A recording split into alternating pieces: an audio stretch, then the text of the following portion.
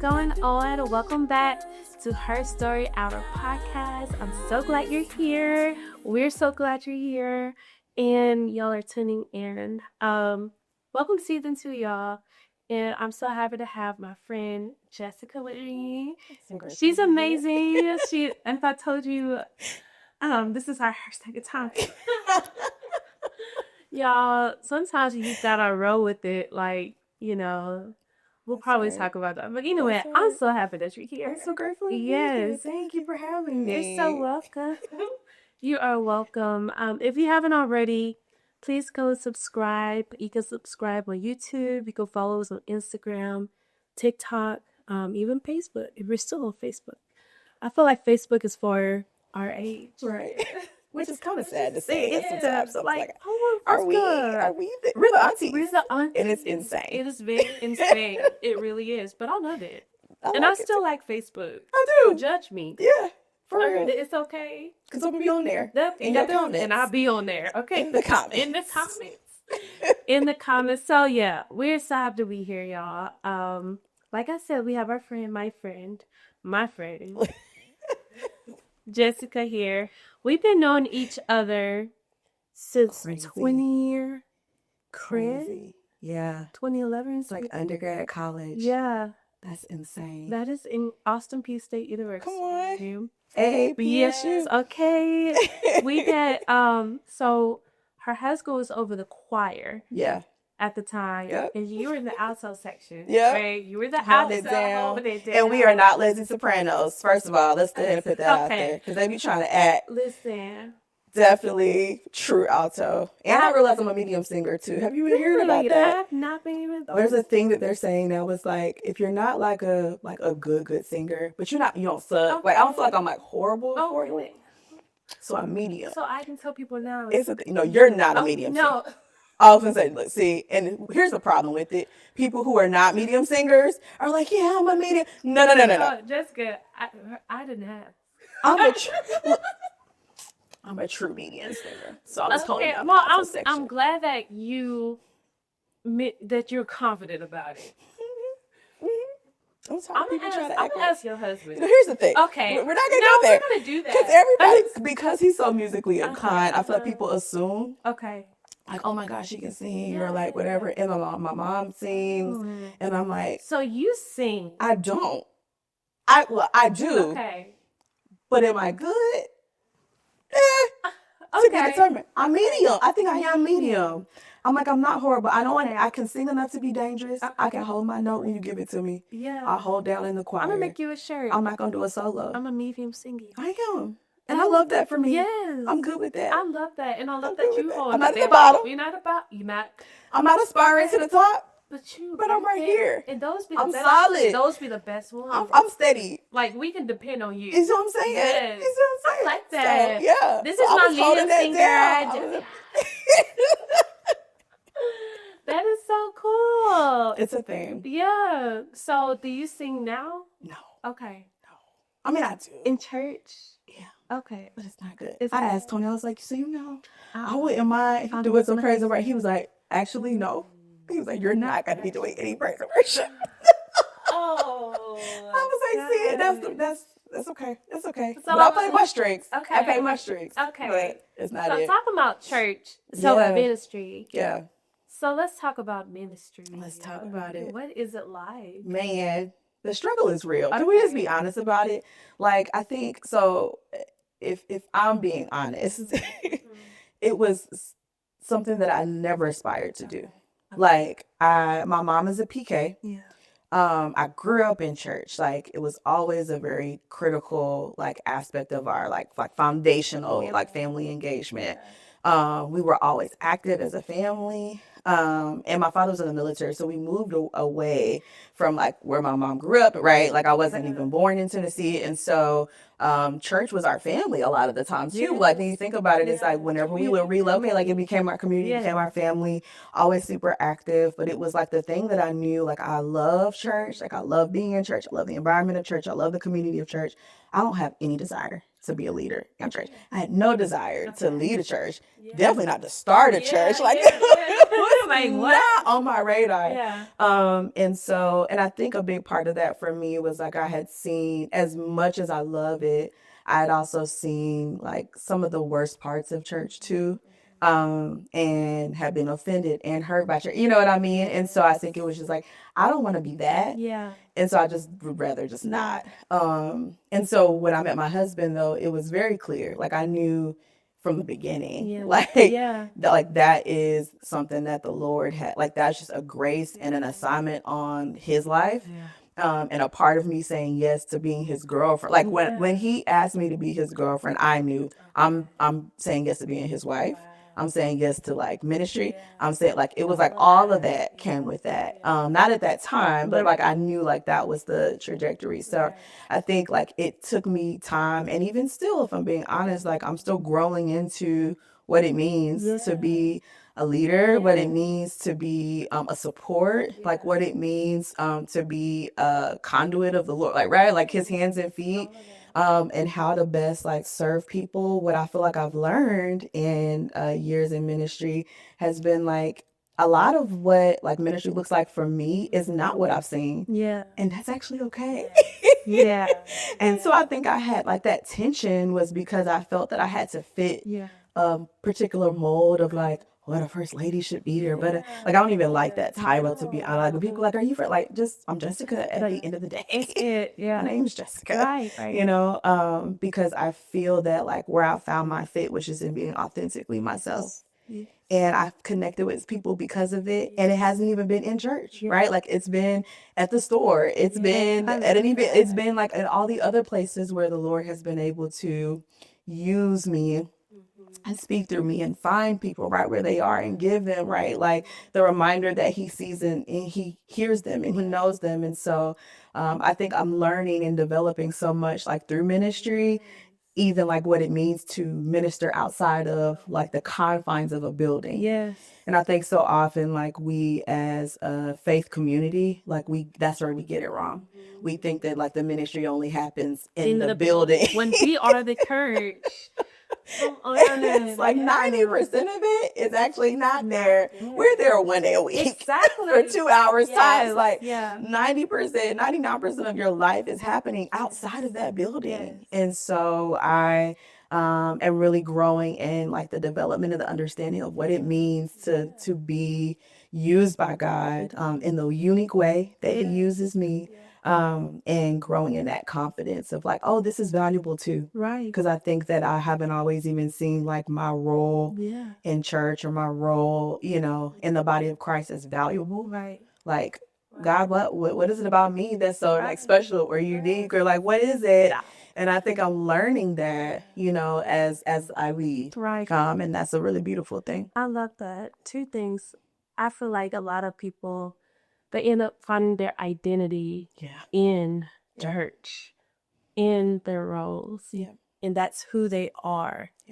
And I feel like that is so dangerous because now you're living just for that.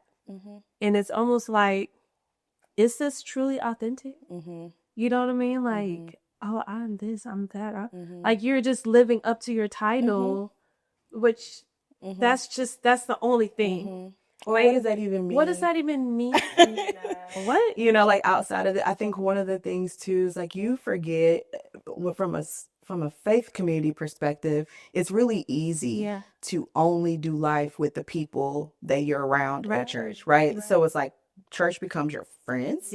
Church becomes who you hang out with outside of church. Church, but like it's like all in one, right? But you forget that there's a whole nother world of people out there who are one unchurched. Two, who may have a faith community somewhere else, right? Like, but those like all of the things that are maybe important in the confines of that in your faith community mean nothing to everybody else. Exactly. And so it's like, so to your point, it's like if you're not building a understanding of who God has created you to be outside, irrespective of title, irrespective of like all these things, like all the things we try to put on, you know, as of means of importance or value, I find that you really miss it. And honestly, you miss out. You miss out on so like I feel like I'm in a season right now where I'm living such a full life. Yes. Like people ask me, it's like, I just like have a full life. And it's because there's an equilibrium across all these places and spaces where the Lord has placed me to operate, where like nothing is higher than the other, right? But it's like, but they marry and they mesh so well together. I'm able to be me in all of those places. Yes. And that looks different sometimes depending on what is needed in those spaces. But I think that there is such a beauty in that we sometimes miss when we're only focused or isolated into one particular environment or culture. Okay, you're talking. So I heard you mention church hurt. Yeah. I know that's something that a lot of people experience, but sometimes we don't know if it's church hurt or something else. What was your experience with church hurt? And I'll be honest too. I think church hurt has become a buzzword. Yeah. And I think it has become a blanket statement for a lot of experiences that happen in church or at the hands of people in church. So I wouldn't even necessarily say that I experienced church hurt because the church didn't hurt me. The people did. And I think that distinction is really important because what happens a lot of times is that we experience things, negative things or adversity at the hands of people. And then we use that as our license to completely disconnect from church. And I don't think that that's healthy. And I don't think that that's wisdom either. And so I understand it. Yeah. And I can honestly say, like, just from a place of humility, I haven't always understood it, right? Like, I used to have the perspective of, like, I don't want to get church hurt, until you get hurt. Yeah.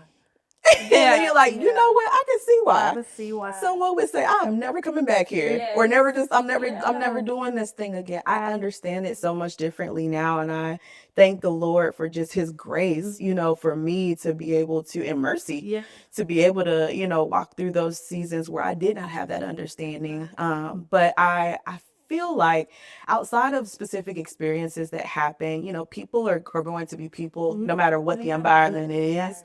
I think what I took out of a lot of those experiences that may have been more adverse, whether in the church or as a result of relationships that were birthed or started from church, has been my personal life philosophy, which is to always leave a mark but never a scar. And I think about what it has meant for me to kind of like walk around with the scar because of, right, the decisions of somebody else, or sometimes my participation in things when it should have not been, right? Like sometimes I think we also invite certain things because we don't allow ourselves to disconnect at the appropriate time. And so some of that was on me. Some of it was also me being unhealed, me not being at the, at the peak of my maturity, me not being, as mindful or as considerate. And so some of the things that we also experience is as a result of somebody's reaction to how they're experiencing you, right? Like, so it's not just one-sided. And it's not, like a victim mentality or victim mindset. I think it's allowed me the ability to have a very complete perspective about the places and spaces where I got it wrong. And whether I intended to or not, it's impact over intent. And then also the opportunities where someone else got it wrong, but I learned from it, right? Like I learned the lesson. And I think that all those things are valuable. And so outside of, like I said, the specifics of, who did what, when, where, and how, I think all of that matters so much less when I realized that like all of it was necessary. And I hate that it had to be necessary, but it doesn't change the fact that it was. And I wouldn't be who I am today had it not happened. And I actually like me a little bit, And so it's like, I feel like I'm pretty dope. So I feel like it's like, God, if it took that to get me here, or if it took that to expand my heart capacity, if it took that for me to be more gracious and compassionate with your people, if it took that for me to build a measure of not even just armor, but just like the ability to take the hit, to be able to recover, to be able to understand what restoration really is. If it took that for me to be able to have the friends that I have today, if it took that for me to be able to have the marriage that I have, like if it took that, then it was worth it. Thank you. Thank you. Ooh, thank you, Lord. Yeah. And I feel like that's the place that I pray that people who have experienced, because it's a real thing. Being hurt is a real thing. Like those feelings are real. They're valid. It's hard to recover. It's hard to see like how God is even in that. Like, let's be honest about the fact that sometimes we don't see God in the thing. Then we be mad. And we are upset because number one, I'm taking issue with you. Because why do I got to be the one? Exactly. Give somebody else your strongest soldier package because I'm done. Not it. Not me. But And so it's like that's real. And so I think that we have to maintain a perspective of what it means to not just see it and understand it, but also be able to walk people like back to him. Yeah. Because that's our charge, right? Like That part, like take what you've learned, take it and lead people to Christ with that. lead people to him. Yeah. And let him do because I think we also feel like it is our responsibility to change people, to heal people, to fix people, to correct people. Yeah. And I believe that there are certain relationships and certain dynamics, and there is a responsibility that the Lord places on us in timing and with appropriate, right, like parameters where that does happen. Yeah. But ultimately, it is that like we're His. Yes. And so He is not a father that is haphazard. Yeah. Excuse me. Nor is He a father that's laissez-faire. Right. And so He is so intentional and purposeful about what it means to be a present and active father in our lives. And so if we can just take people back to His feet, let Him do the work that He's positioned to do. Yeah.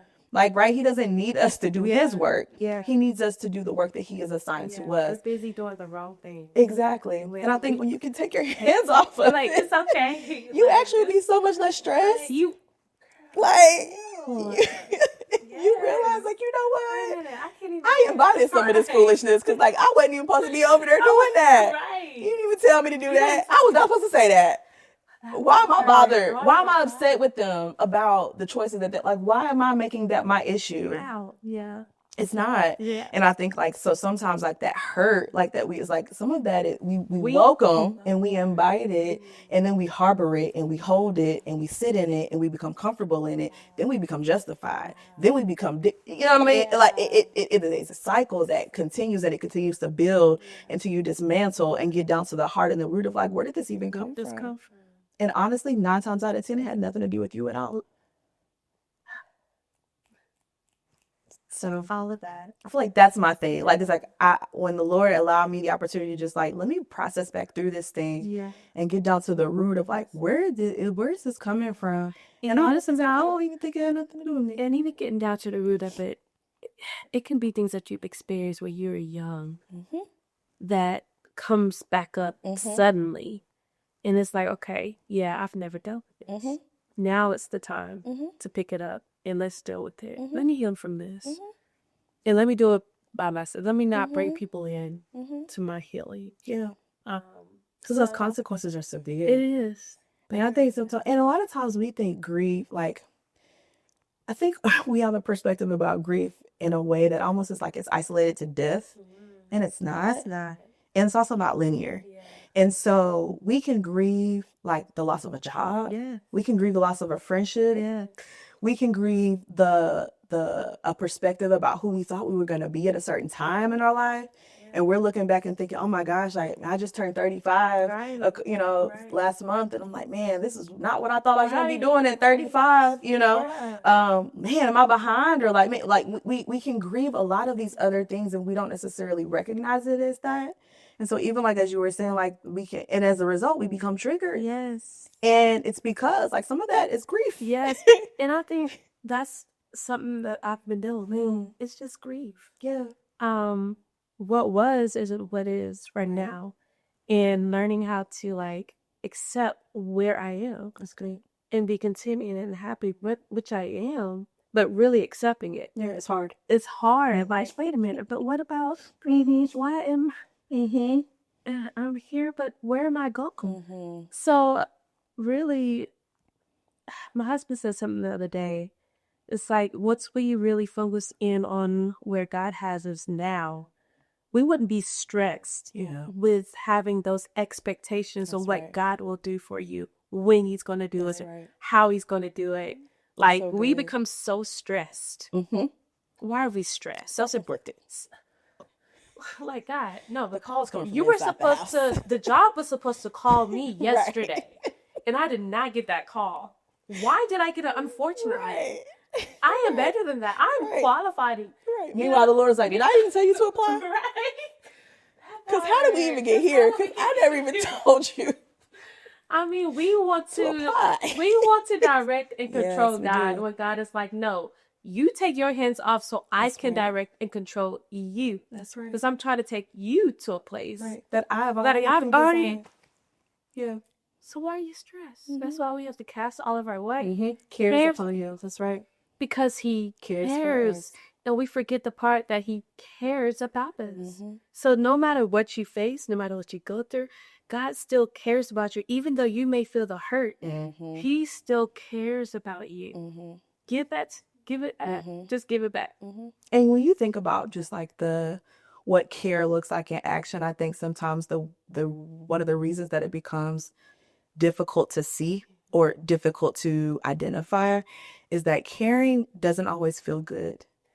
Does it? And even like you as a parent, it's like if I saw my child about to do something that I knew was harmful to them or that is what inflict like my reaction may come across very abrasive and aggressive, and it may not be very fun for them. Like they may not enjoy that redirection, but I'm doing it because I care for them. That's it. And I think sometimes we forget that we're his children. And as a father, even more so, it's like mothers are naturally like innately nurturing and soft, and not to say soft as if they don't have strength, but like that there's a very difference in a way that a mother mothers than a way that a father fathers. And I often think about now, I mean, my father is gone, and so yesterday was actually the anniversary of his passing, and I was just reflecting on that. I was like, man, you know what? I think you guys had such an amazing father, but also it's like I see so much of how the Lord fathers me and like how my father fathered me, right? Like we have like some of it was great and joyful and jovial, and then other times we were like at it because he cared for me. And a lot of times I didn't have an understanding in my immaturity or just in my lack of lived experience or whatever the case may be, my attitude, whatever. It's like I didn't recognize that his perspective about how he stewarded his time with me or how he tried to tailor the way that I stewarded my own life direction was because he cared.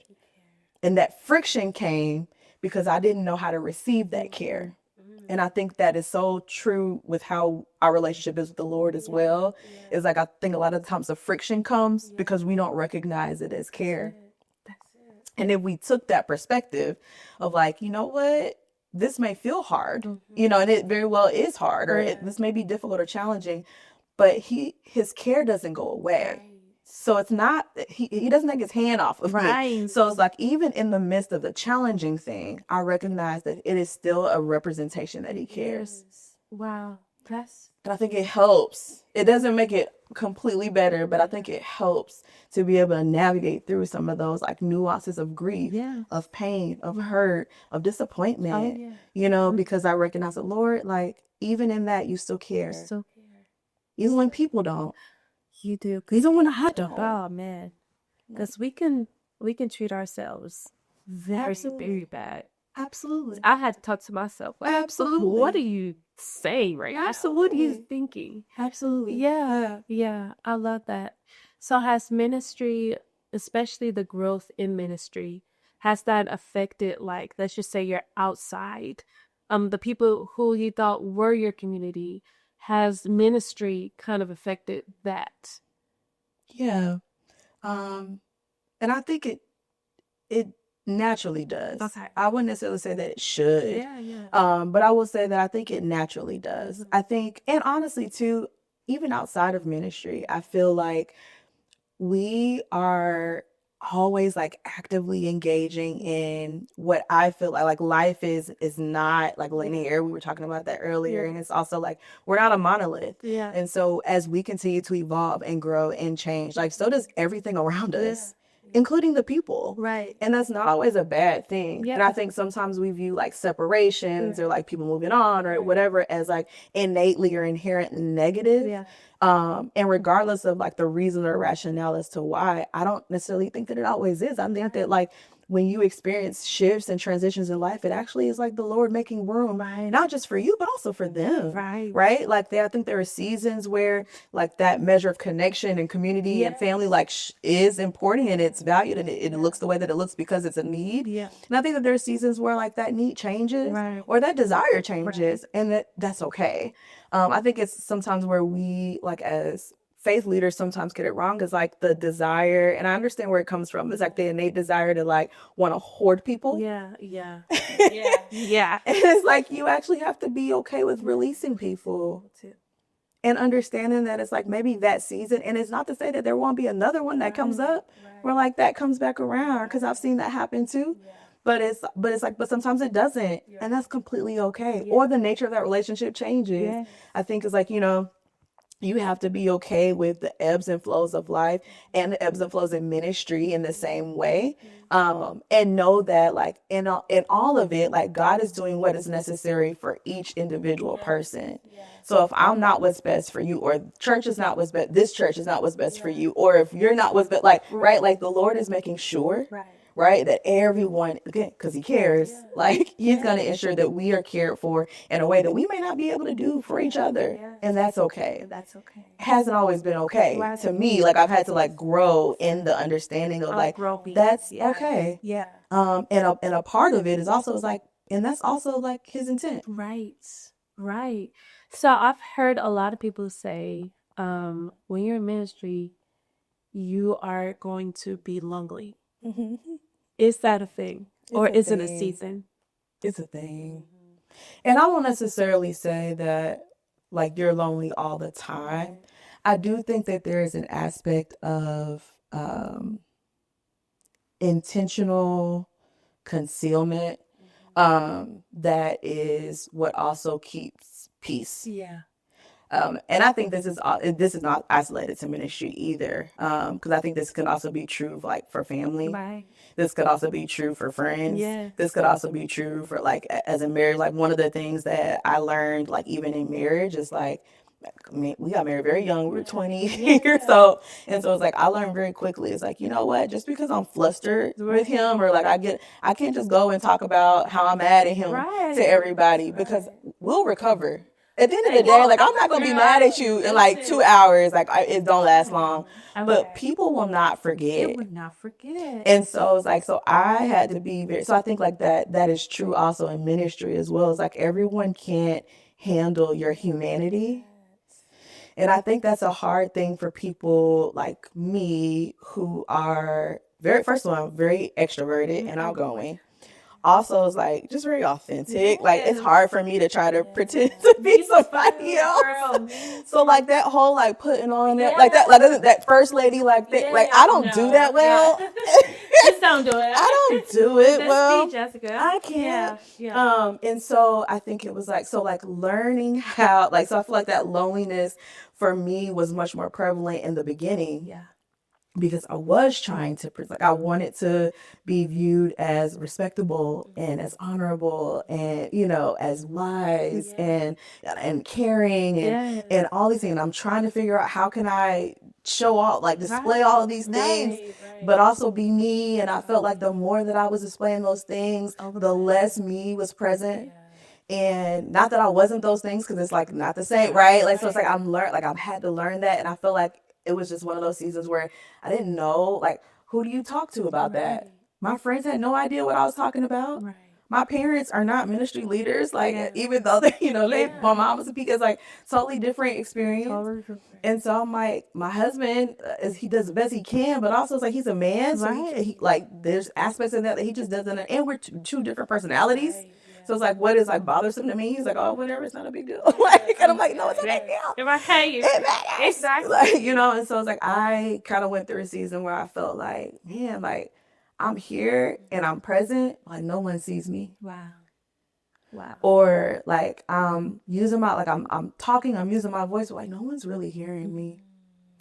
Or, you know, it's like I'm doing all these things, but like I'm active and, you know, trying to be all the places, wanting to support people, like wanting to do the thing, but it's like, but it doesn't really matter, you know? And I think that is really lonely. I think there's also a loneliness of like being young in ministry and being young and married, where it's like we were kind of the first in our friend group at that time that were married. So like that's lonely, you know. It's like we were getting married. Like now it's cooler, to get married younger. I feel like, but like in the early 2000s, folk was like, "What are y'all doing?" Like, where y'all? Yeah. And so I think like that was lonely because I'm trying to learn how to be a wife. Yeah. And I don't know. Right. I ain't never been a wife before. Right. You know? And so I'm just like navigating all these things while also building, like, you know, we needed in the ministry really early. So it's like, so I'm also trying like all that. And so I think it is lonely. And I think like as you continue to grow in ministry, that loneliness just is as a result of something different. Yes. Like it doesn't necessarily go away. It just looks different and it feels different. I will say now, I think sometimes the loneliness is in like building. Like we're in a season where we're building, and I don't always necessarily know like what I'm doing. Right. Let's just be honest. Yeah. Like I'm out here trying. Yeah. I'm doing the best I can. But I don't know. But you're doing everything that God wants you to do. It's that. Being led by God. You know, like other people, they can have all the other expectations For sure. of what you're supposed to be doing, what you're supposed to be going on. But as long as you are in alignment with God, whatever you do, that's what's supposed to be done. Yeah. And I think that that's where the peace comes from. Yeah. So I think like I think there's layers to loneliness. Yeah. Where it's like there's loneliness and isolation and like desertion and like, right? Like there's the wilderness. Right. And then I think there's an aspect of loneliness that's like a very intentional, like let me just like strategic lonely, like, you know, it's like I am navigating something in private in a way that like there's a veil, right? And until the veil is open, like I recognize that I'm operating behind the veil. I feel like for years, my husband and I have been like behind a veil. I almost feel like we've been like hidden. And it's so interesting to me sometimes because it's, again, like I'm very outgoing and I also like, I don't hold a lot of secrets. Right. Like I'm just not that person. So it's like if you typically, like if a person says that they know me or like have met me, like you likely know a lot of things like already. Like, and so it's always interesting to me when people are like, I had no idea that you had a child. I remember I was talking to a friend, like a friend when we were new friends. Yeah. But we were maybe a year and a half to 2 years into our friendship. Okay. And we were just kikiing, just my sister friend. Yeah. And I was like, you're a girl, because, you know, we got, you know, church. She said, oh, yeah, well, what church do you go to? Because we had never talked about, you know. And I was like, we lead a church, you know, we lead a church. And she was like, and she's like, wait. And then she goes, all of this makes sense. She was like, just everything about you just makes so much more sense. Because she was like, because she calls me Jessica Holy Spirit. And she's like, I feel like from the moment I met you, like you just like, she's like, but she's like, I never knew, but it just didn't come up in our, in our conversations or whatever. But I was just thinking like, man. And so sometimes I feel like the Lord is almost like hitting us in this really unique and interesting way where, and I'll be honest, like I kind of prefer that at times because I felt like the first thing that she got to know about me was who I was as a person. Not the roles that I play, not the things that I do, not the places that I lead. And I feel like that's kind of how it should be. I agree. Yeah. You know, hot take. Hot take. Okay. But I agree. Yeah. And I feel like that's where the Lord has given me so much peace. Is because I feel like the relationships that I'm able to establish now are not necessarily like as a result of trying to like purport to be this thing or trying to gain respect or trying to gain a measure of value on the front end. It's like, no, I demonstrate my value through my heart, through my presence, through my, through my convictions, through like all the things that make me who I am. And then like when you find out also, right? Like it's like, oh my gosh. And then like, I love that. And I think that is not always how I had experienced that, which is what made friction for me. And so I think like navigating through like these different phases of loneliness for me has been very pivotal too, because it's allowed me the opportunity to just like grow in private. And I think sometimes we need that. We need to cut our teeth without an audience. Yes. We need to make a mistake without being on display. Yes. And I think sometimes people really like aspire towards, it's like, and I want our ministry to grow. Like I believe that the Lord has his hand on what we're doing and like it's going to continue to grow. The growth has been slow, but I feel like it has been so intentional. What's the name of your Greater Church in Clarksville. Yes. But I feel like it's been so intentional because the Lord has been cultivating and developing us. He's been teaching us. He's been loving on us. He's been healing us. Restoring us. He's been fathering us. He's been leading us, like growing us, like and all the things that are necessary to be able to be whole, healed human beings first. Spouses, second. Yes. You know what I mean? You know what I Kinda mean? is. Leaders after that. Yes.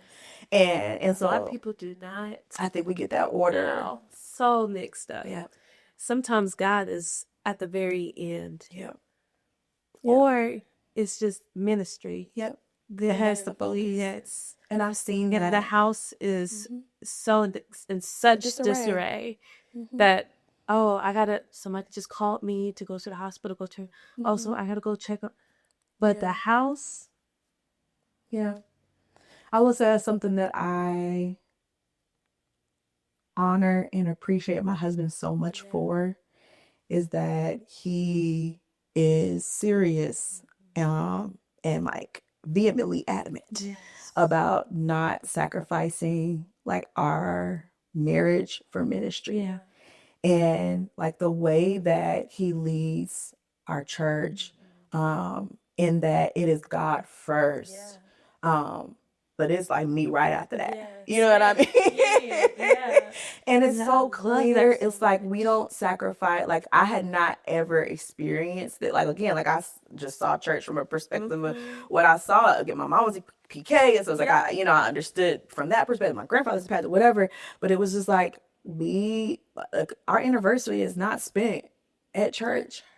And if our anniversary falls on a Sunday, I'm sorry. we're virtual, or hey, we'll see you next week, or like we get to spend time. Like our birthdays are not sacrificed because, or if there is something happening with our family that's important, it's like we do not like. It'll be okay. And I just can't say how like healing that has been for me. For other people, to see the model, to see the model that's like, the leaders and the other people are seeing. Wait a minute. Oh, it can function like that. It could be like this. It could be. These are humans. Yeah. So we're like by design. We meet every Sunday, 3 p.m., 3 to 4:30. Typically 4:30 is like we're wrapping up. Fourth Sundays are virtual only. Fifth Sundays is a sabbatical. I love that. So every fifth Sunday we don't have service at all. Like the encouragement is to go out and sow and support and to do something and like be the hands and feet. Do worship, but not in here because we won't be here, right? Like, and I think from the beginning it's been kind of like structured in that way. And then again, like if things are coming up or if things are happening, I think it's like also recognizing it's like you don't get a badge for like, oh, never miss a Sunday. Like I think God is not that like immature, right? It's the thing is, what are you doing at home? Yeah. Because I feel like that's where you get the most of God. You know, of course you have the community, for sure, which is church, but at home, what are we doing? Yeah. You know, are we just receiving him on a Sunday? Right.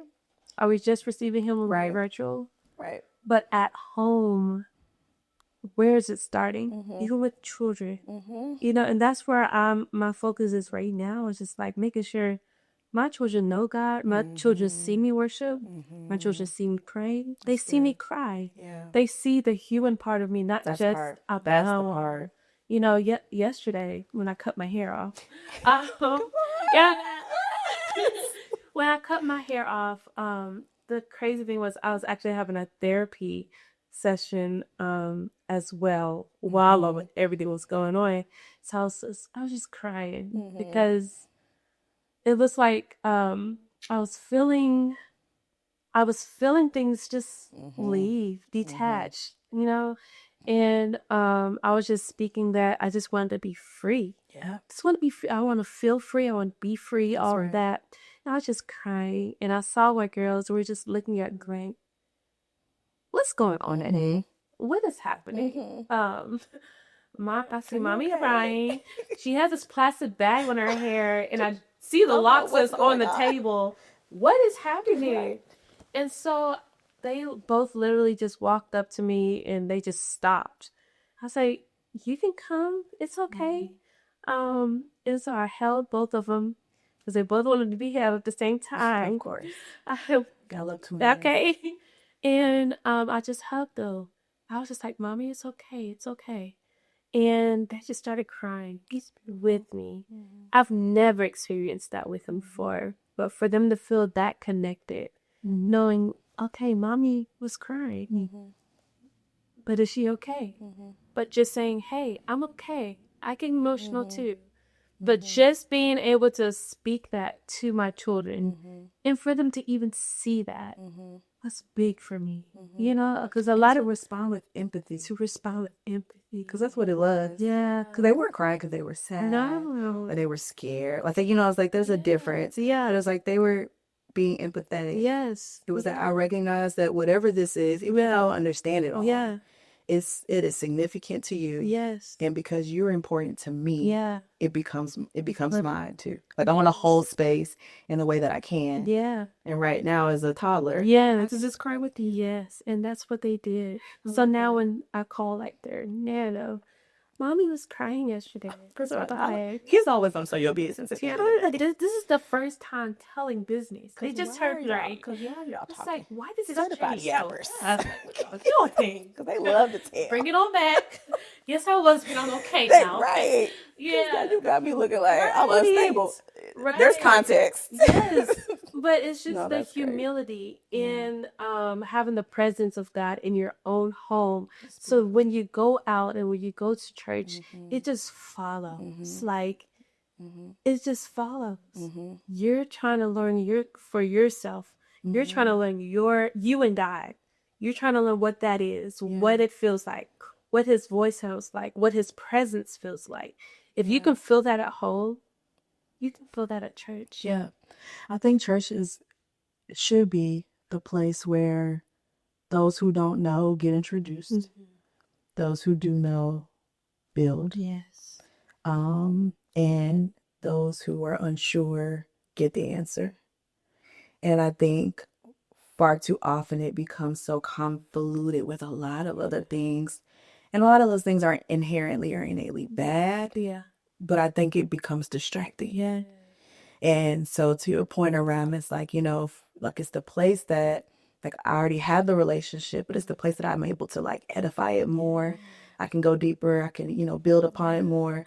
But then like the real cultivation of that happens outside. Again, I'm spending only an hour a week, 2 hours a week, you know, on average, most people who are not like leading or building, right? It's like if you're a parishioner, it's like you're going there on Sundays, maybe midweek, but ideally it's like it's not a very substantial amount of your life. It's not. Yeah. And so if that's the only place where the connection lives, I mean, if you think about anything, if that's the only place where you're getting fed, you'd be starving. Yes. Oh.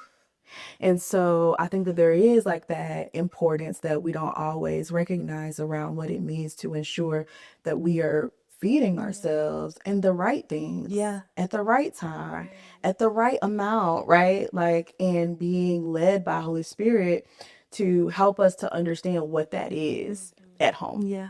And then not being ashamed about like even kind of going back like to the structure. It's like, you know, I recognize that it may look a little different for me than what people are accustomed to, but I'm okay with that because it's okay with him. Yeah. And as long as we have an understanding about what is appropriate or like what is good for us in this season, it's like, well, that like my life is his. Yeah. Like I exist to please him. I exist to serve him. And so so if we're good, then I think like that then it does. Like everything else flows from that place too. And I believe that like even what you were sharing about just like, you know, being able to experience those moments with your children, it's like that wouldn't have happened in the building probably. You know, it's like just again so many factors, so many other things happening. And so it's the beauty and the sanctity like of what I believe is like the sacredness of experiencing God. Yes. And it looks so different, you know, because again, he's tender with us, he's intentional, he's mindful of us, and he knows what we need when we need it. Even if we can't put it into words, because I don't think you would have ever thought to say like, Lord, I want my children to cry with me. Right. No, but there was probably something about that was also healing for you. Yeah. You know? And so that's the beauty of like that's what like it looks like to just like live and walk your life with him and allowing the Lord into your life, like, you know, into every part, into every crook and cranny, every crevice of your life, knowing that his intent is not to come and disrupt, but it's also sometimes to set into order, but to give you what is necessary. Yeah. Because we don't always know what to even ask for. No, we don't. And I think that that's so beautiful that you were able to experience that moment of vulnerability with your children, because it also helps them to become more emotionally aware. Like their EQ rises, like they then are also more empathetic, like they know what it means to labor with a person. Yeah. And that's a great thing. Yeah. And we need more We need more of that. We do. We do, not to So talk much about more of you, that, but you to know? just be with you. To be there. Yeah. Yeah. And to give what you got. Yes. Like, you know, it's like I'm not Yeah. give what you got. Right. You got presents. I got a tear. Like, hey, this is what I have to offer. Yeah. And I believe it is such a reflection of how the Lord receives us. Oh man. He's like, he's not asked, like, just bring what you What have. you have. We gotta get all dressed up. You ain't got to You got- Listen, I'm not putting on shapewear I'm not putting on no stock. and stockings. I can't do it. I'm just not. I think stockings was over for me. Oof. It had to have been in my teenage years. Oh, you made it to tattoos? Barely. I stopped in childhood. Oh, man. I ran them on purpose. I used to like, Girl. scratch them up. So, like, my mom, because she would never I let me got go it to church straight. with run stockings. It took them off. It turned. Oh, Okay. I used to scratch them up. I would wear the ruffle socks. Okay. Now those. I drew the line at the stockings. Well, I used to, girl. I used to wear skirts at the time. The tennis shoes. And the long denim. the long denim. It's coming back. See, you were before your I was before my time. time. If I did that now, 'Cause I it's a would be in thing. there. It's a thing. Now It's a I don't thing. want to wear Oh, that. absolutely not. I'm not buying a denim skirt. No. Tell you right now. I got one, I but barely that wear split jeans. is like way up here. Come on back. Okay. Mommy. Girl. So, I've been following you for a long time. Yeah, clearly. You know, tell them what you And, saw out there. but you started something, I did. and I want to know more. So, you started a business I did. from ground up. Yeah.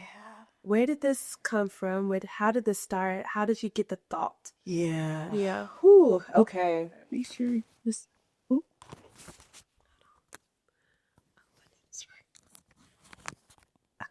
Okay. So, my business is called Myrrh Candle Co., Okay. which is an eco luxury, faith-based home fragrance brand. Started officially, I would say, about 5 years ago. So I've been in the market for 3 years. It'll be 4 years actually this upcoming April.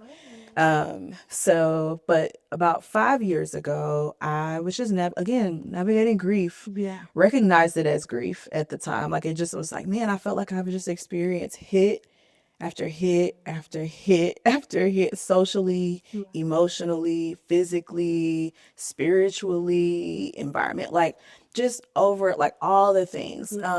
And was just at a place where I felt like I had been forgotten by God. And I felt like, and not to say that like bad people deserve bad things, but it's also sometimes I think that there's this tension. I'm just going to be honest. It's like when you feel like you were actually purposing to live your life the right way, to do right by people, to do the right things. And it just feels like chaos, like things are still falling apart. And I'm like, well, God, what in the world, you know? And so I was just in a season that was tough.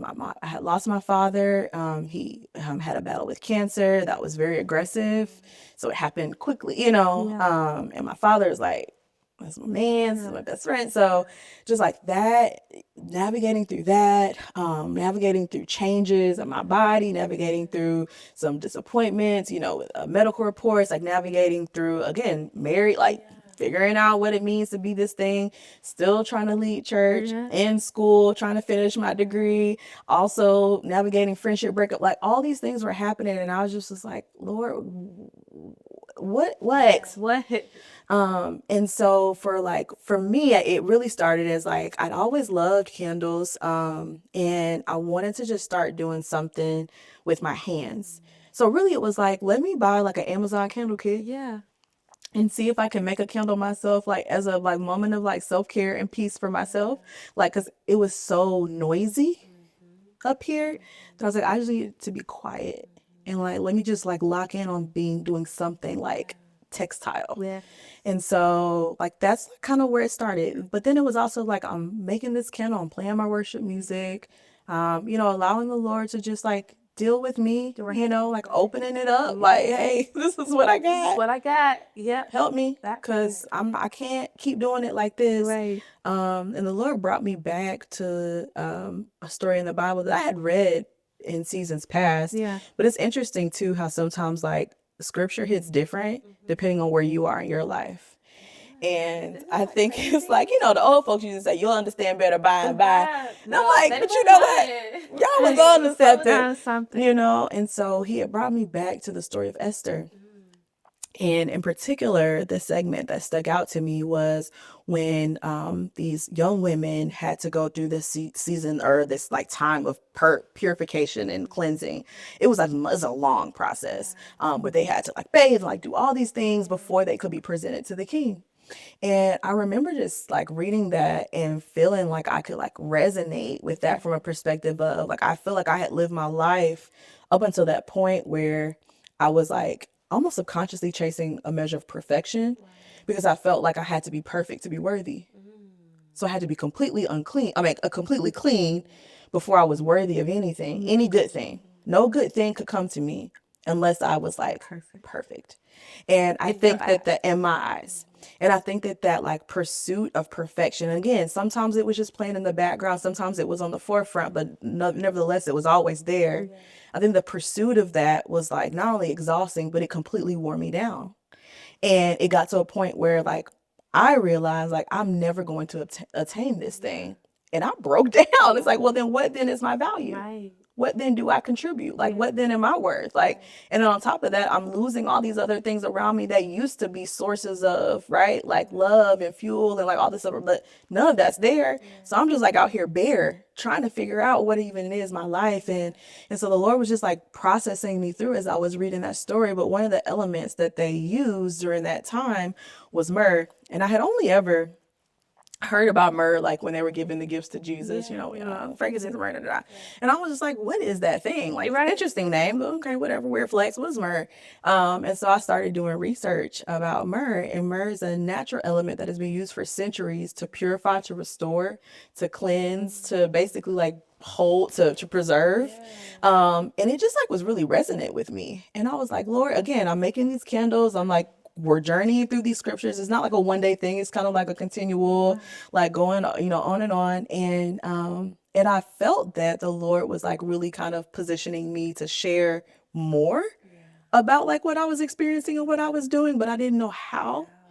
And so then I was like, well, Lord, should I be making candles for other people? Like, should I share that like as a means of like, you know, like opening up an opportunity to tell this story, or like what really, like I'm processing in it. So it's like, I'm not really at a point where I'm ready to share, but like what's going on. And I was like, but if I'm going to do that, I have to call it something. Like I can't just be like, hey, here's a candle, like enjoy it. And so I was in the shower and I was praying and I was like, God, if this is for me to do, make it clear to me. I was like, because I do not have the capacity, like literally my prayer, like I don't have the mental capacity to hold another thing. And I was like, and if this is a distraction, take it out of my mind right now. Cause I can't. Like I was like, I live like literally crying out. And the Lord said, like as clear as I'm talking to you right now, may you receive restoration here. Like like you're gonna receive restoration here. And so I was like, and at the moment I took that to mean like, you're doing the right thing, and I'm like, this is what it looks like. Right. It's messy, it's clunky, it is uncomfortable, it's sometimes painful. It doesn't look like your idea of perfection because it's not supposed to. It causes you to dismantle all these things as I build up a thing, right? Like, but that's what that's what the process of it is. And at the end of it, right, like you're gonna understand why. And so when I got out, I went to write it down because I just felt like sometimes like there's moments where I feel like the Holy Spirit speaks and it's like, oh, I just need to anchor in this moment, right? Like I need to remember this day.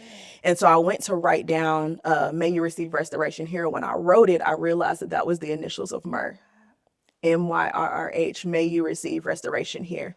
And so it was as if in that moment, the Holy Spirit not only cemented for me, like, yes, I'm restoring you, but also like I'm positioning you to be able to invite other people into their process of restoration in the way that's appropriate for them through candles.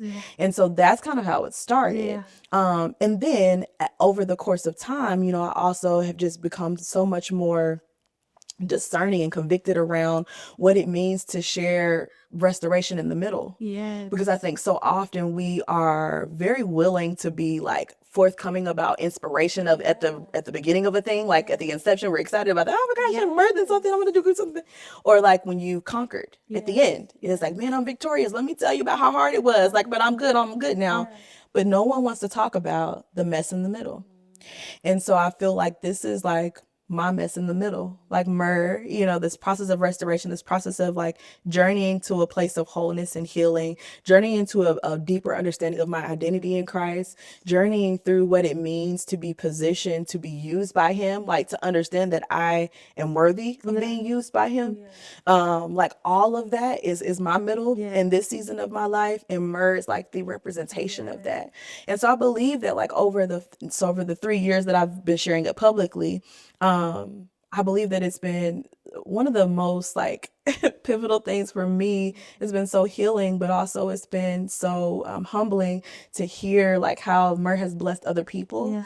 And I find that like oftentimes people are coming for candles, but they leave with the light. And that's the intent. Like when you think about a candle, for me in that season of my life, sometimes a candle was the only light that I saw.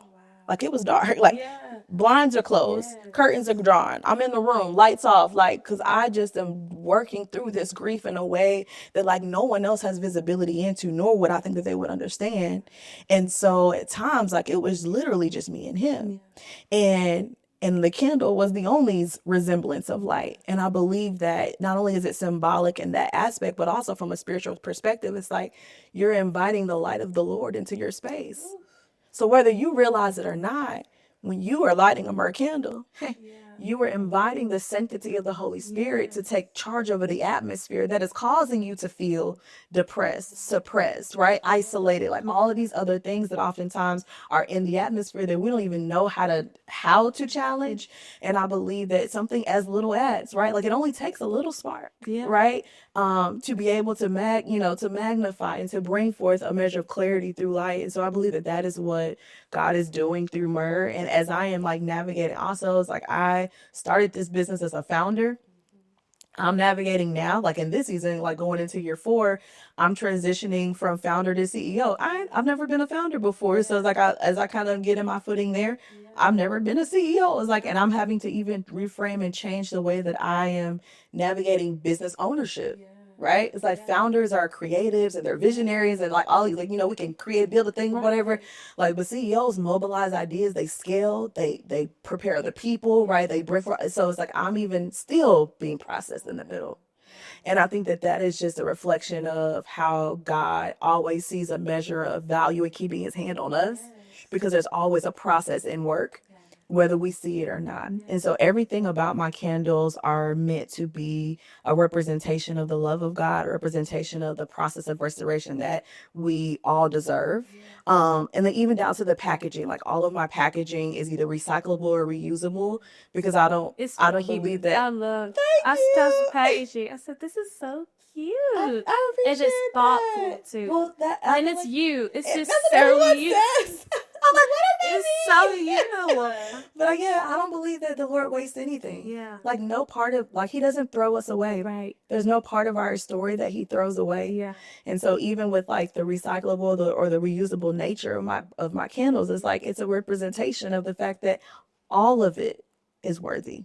All of it is valuable. All of you is purposeful. Wow.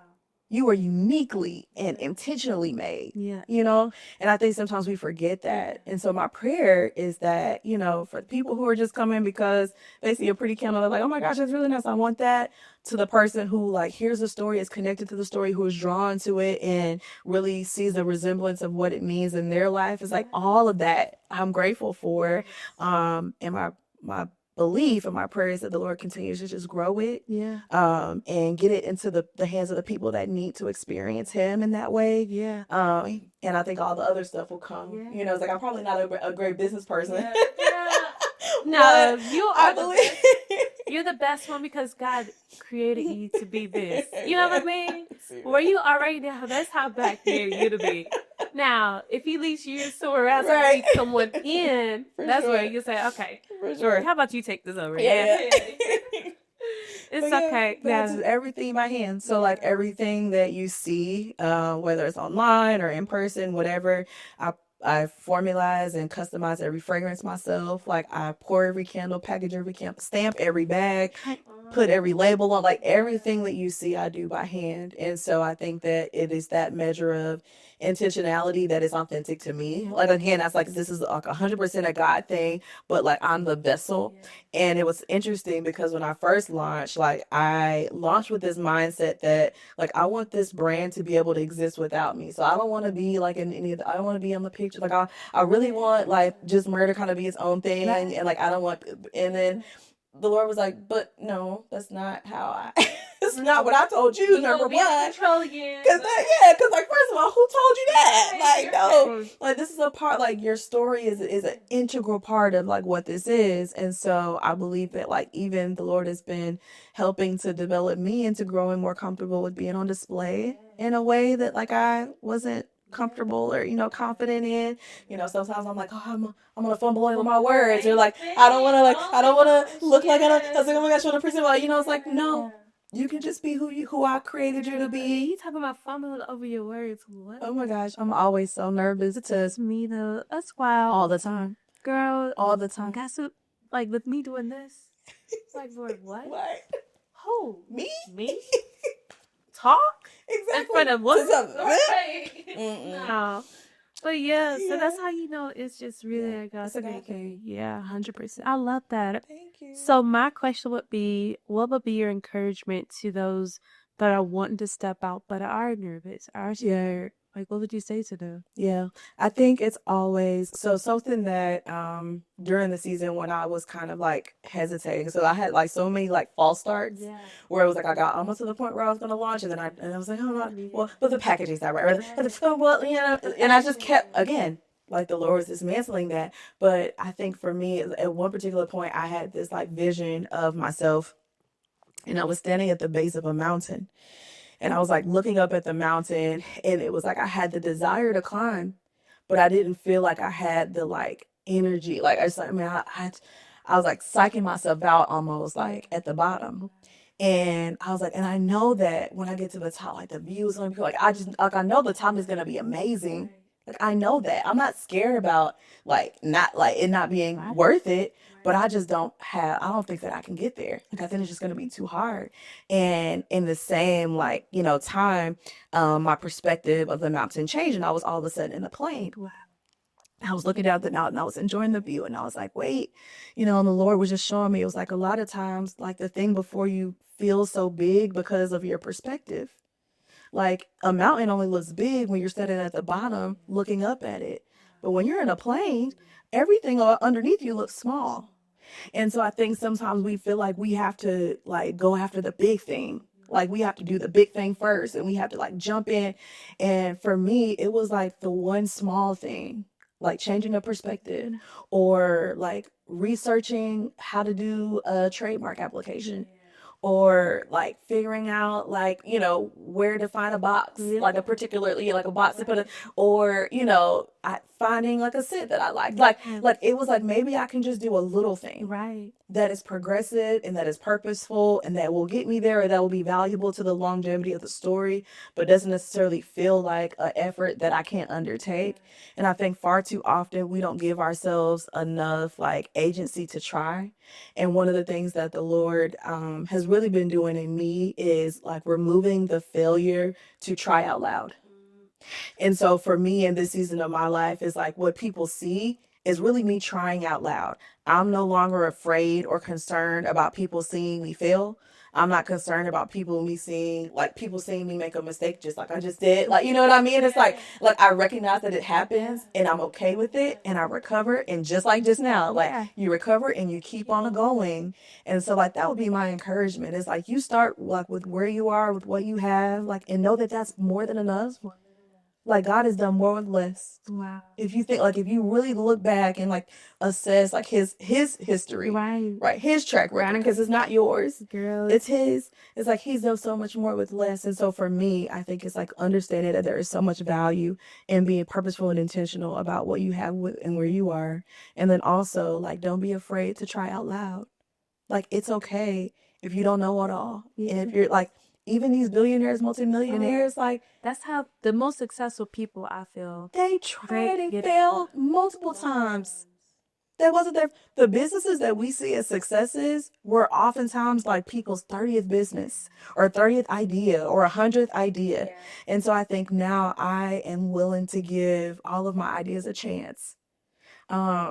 A valid chance. And that doesn't mean I put like all of my investment behind every idea, but I believe that my ideas are valuable. I believe that they're God breathed. I believe that they're worth it. So they're worth a chance, at least a thought. And that would be my encouragement. It's like you give your idea a chance. Start with where you have, you know, where you are. And don't be afraid to be seen trying. Yeah. Because we all are. Everybody's trying something. Yes, we all. We don't know how. We're all living for the first time. Yes. And I think so far too often we feel such a pressure to like perfect life. Yeah. It's like master life, master adulting, master motherhood, master marriage, master, you know, your job, whatever. And it's like, no, we are all living this life for the first time.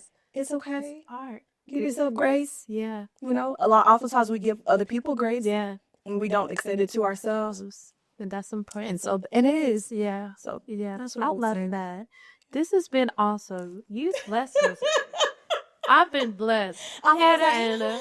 No, I have truly been blessed. Praise God. So many nuggets in this. And I really hope and pray that you guys have been blessed too. Amen. Again, please follow Myrrh Candle. Yeah, so we'll have on all platforms at MYRRH Candle Co, all one word. Or you can find us online at myrrhcandleco.com. Yes, I love your testimony behind that.